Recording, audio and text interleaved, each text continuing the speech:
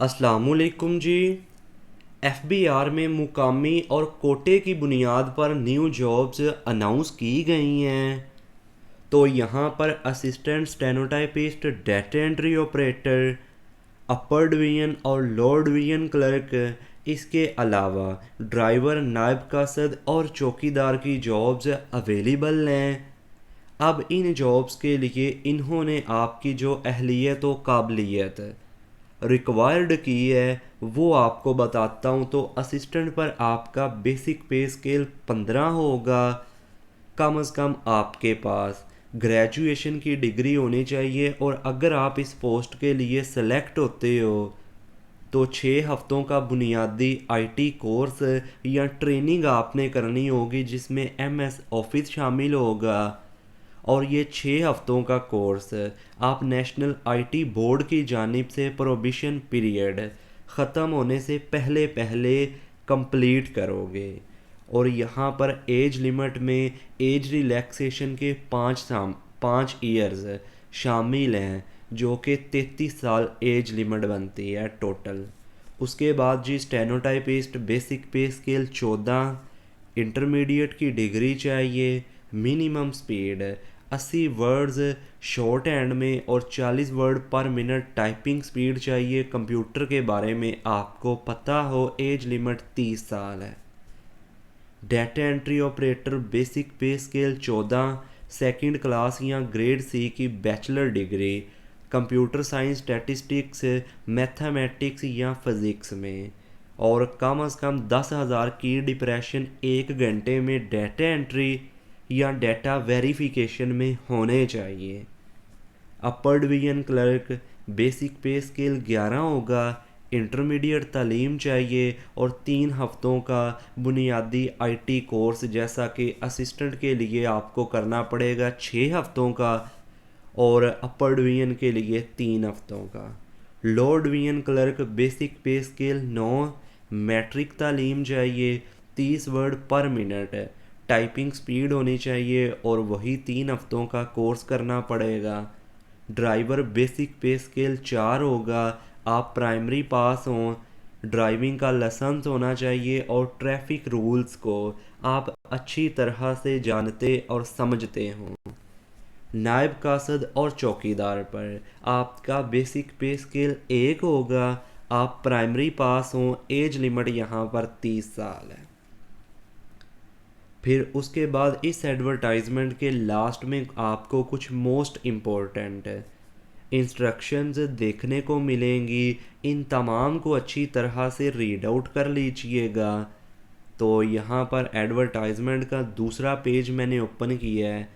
तो यहाँ पर देख सकते हो कि इन जॉब्स पर 10% कोटा ख़वातीन के लिए है, 5% कोटा माइनॉरिटी यानी कि जो अकलियत के लोग हैं, गैर मुस्लिम हैं, उनके लिए, और 2% कोटा माजूर अफराद के लिए है। अगर आप माजूर अप्लाई करते हो तो आपको मजूरी का सर्टिफिकेट होगा ना, जो आपने बनवाया होगा किसी अदारे से गवर्नमेंट के, वो आपने जो है ना वो इनको देना होगा सबूत के तौर पर।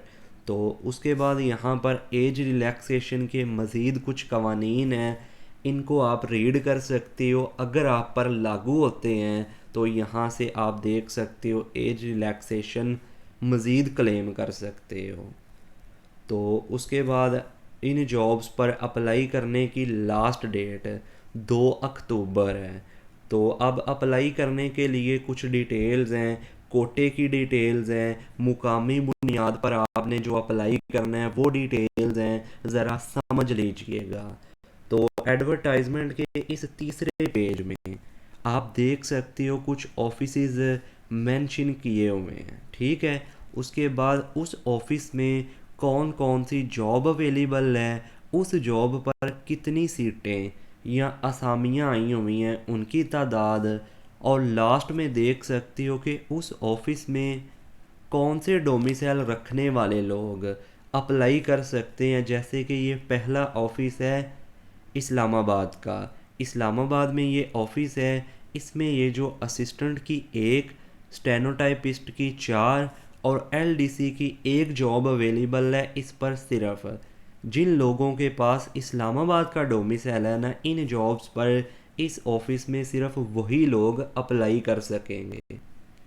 उसके बाद ये ऑफिस नंबर 2 है, ये भी इस्लामाबाद का ऑफिस है और यहाँ पर डाटा एंट्री ऑपरेटर और लो डिवीजन क्लर्क की एक एक सीट अवेलेबल है। आप पूरे इस्लामाबाद से इस ऑफिस में इस जॉब पर अप्लाई कर सकते हो डाटा एंट्री या एलडीसी के लिए।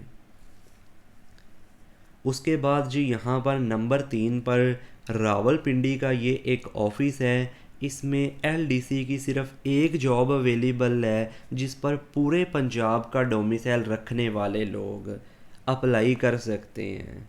उसके बाद ये पेशावर का एक दफ्तर है। इसमें यूडीसी और एलडीसी की एक एक जॉब अवेलेबल है जिन पर आप पूरे केपीके से अप्लाई कर सकते हो। इसी तरह से एबटाबाद का दफ्तर है, इसमें यूडीसी की एक जॉब अवेलेबल है, पूरे केपीके से आप अप्लाई कर सकते हो। इसी तरह से आप लोगों ने अपने पास देख लेना है कि किस दफ्तर में कौन सी जॉब पर कितनी असामियाँ अवेलेबल हैं। अगर आप उन जॉब्स पर अप्लाई करना चाहते हो, लास्ट में आपने अपना इलाका या सूबा देखना है कि आपके पास उस सूबे का डोमिसाइल है, तो फिर आप अप्लाई कर सकते हो। जैसे कि यहाँ पर कुछ जो हैं जॉब्स हैं सिंध के लिए भी हैं, तो पंजाब के पीके के लिए, इस्लामाबाद के लिए। तो अब बात करते हैं मुकामी बुनियाद पर किन जॉब्स पर आप अप्लाई करोगे। तो यहाँ पर ये जो जॉब्स है ना, बेसिक पे स्केल 1 से लेकर 5 तक की, जैसे कि ड्राइवर, नायब कासद और चौकीदार की, इन पर आप मुकामी बुनियाद पर अप्लाई करोगे। जैसे कि ये जो पहला दफ्तर है इस्लामाबाद का, इसमें नायब कासद की सिर्फ 3 असामियाँ अवेलेबल हैं और इन 3 असामियों पर सिर्फ इस्लामाबाद के मुकामी लोग ही अप्लाई कर सकते हैं जो इस्लामाबाद में रहते हैं। उसके बाद जी यहाँ पर पंजाब का ये जो ऑफिस है रावलपिंडी वाला, इसमें नायब कासद की और ड्राइवर की एक एक असामी अवेलेबल है। इन पर आप पूरे पंजाब से अप्लाई कर सकते हो, पंजाब के मुकामी लोग। उसके बाद यहाँ पर ये जो अगला केपीके वाला है, इसमें चौकीदार और नायब कासद की एक एक असामी है। तो इसी तरह से आपने देख लेना है। अगर कहीं से समझ नहीं आती कमेंट कीजिएगा, मैं आपको गाइड कर दूंगा। अब बात करते हैं कि अप्लाई कैसे करोगे। तो अप्लाई करने के लिए आप लोगों ने अपने मोबाइल, कंप्यूटर या लैपटॉप में से किसी भी ब्राउज़र को ओपन करना है और आपने सर्च कर लेना है NJP। तो जो पहला रिज़ल्ट आएगा उस पर क्लिक करोगे, यही वेबसाइट आपके पास ओपन होगी। नहीं तो इसका लिंक आपको वीडियो की डिस्क्रिप्शन में से भी मिल जाएगा। उस लिंक पर क्लिक करके आप डायरेक्ट इस वेबसाइट पर पहुंच जाओगे। तो इसको आपने स्क्रॉल डाउन करना है। तो यहाँ पर जैसे आप नीचे आओगे तो यहाँ पर देख सकते हो असिस्टेंट की जॉब है, रेवेन्यू डिवीज़न। तो यहाँ से जॉब्स शुरू हो जाती हैं। साथ में दफातर भी बताए हुए हैं कि इस्लामाबाद दफ्तर में ये वाली जॉब अवेलेबल है। उसके बाद स्टेनोटाइपिस्ट, LDC, नायब कासद, डाटा एंट्री ऑपरेटर, तमाम जॉब्स वो वाली यहाँ पर आपको देखने को मिलेंगी। आपने देख लेना है कि किस दफ्तर में आप अप्लाई कर रहे हो और उस दफ्तर के साथ जो सूबा या इलाका मेंशन किया है, अगर आपके पास उसका डोमिसाइल है तो आपने अप्लाई नाउ पर क्लिक करना है और लॉगिन या साइन अप पर क्लिक करके अगर इस वेबसाइट पर अकाउंट बने तो लॉगिन कीजिएगा, वरना साइन अप करके आप अप्लाई कर सकते हो। तो कहीं पर मुश्किल पेश आती है कमेंट कीजिएगा, मैं आपको गाइड कर दूंगा।